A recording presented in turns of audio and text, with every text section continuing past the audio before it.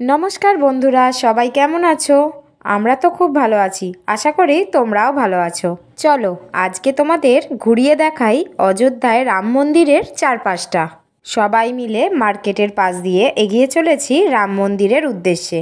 বহু বছর পর রামলালা ফিরেছেন নিজ রাজত্বে, তাই চারপাশটা ভীষণ সুন্দরভাবে সাজানো হয়েছে। হাঁটতে হাঁটতে পৌঁছে গেছি রাম মন্দিরের প্রবেশদ্বারের একদমই সামনে। ভীষণ ভালো লাগছে।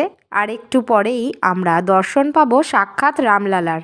চলো আস্তে আস্তে এগিয়ে যাই সামনের দিকে। মূল মন্দির এখান থেকে খুব কাছে নয়, হাঁটতে হবে এখনও বেশ খানিকটা। আর একটু এগোলেই চলে আসবে রেলিংয়ের ভেতর দিয়ে আমাদের এগিয়ে যেতে হবে। চারিদিকে দেখো আলোয় ঝলমল করছে। মন্দিরের প্রবেশদ্বারের ডান দিকে দেখলাম একটা করজোড়ের মূর্তি, অর্থাৎ দু হাত জোর করে নমস্কারের ভঙ্গিতে করা হয়েছে মূর্তিটা। চারপাশটা দেখতে দেখতে চলে এসেছি রেলিংয়ের কাছে। যেহেতু বিশাল বড় জায়গা জুড়ে মন্দিরটা করা হয়েছে, তাই প্রচুর ভক্ত সমাগম হলেও খুব একটা ভিড়ের মুখে আমাদের পড়তে হয়নি। রেলিংয়ের ভেতর দিয়ে বেশ কিছুটা যাওয়ার পরে হবে লাগেজ চেকিং। দেখো বাঁদিকে দেখা যাচ্ছে লাগেজ চেকিংয়ের জায়গা। এখানেই আমরা আমাদের ব্যাগ চেক করিয়ে নেব। ব্যাগ চেক হয়ে যাওয়ার পর আমরা আরও কিছুটা এগিয়ে যাব। তারপর চলে আসব মূল মন্দিরের একদম কাছে। চলে এসেছি মন্দির চত্বরে। এইদিকে রাখবো জুতো। নিঃশুল্ক জুতো রাখার ব্যবস্থা রয়েছে। জুতো রেখে সোজা চলে যাব ব্যাগ রাখার জায়গায়। ফোন, ব্যাগ প্রভৃতি জমা করে আমরা এগিয়ে চলব রামলালার দর্শনে।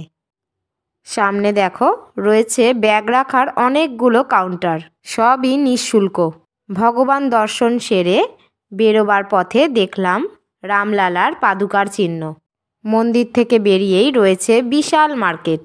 একটা কথা তো বলতেই ভুলে গেছি, ব্যাগ জুতো সব জমা করে আমরা এগিয়ে চলেছিলাম আরও বেশ কিছুটা রেলিংয়ের মধ্যে দিয়ে।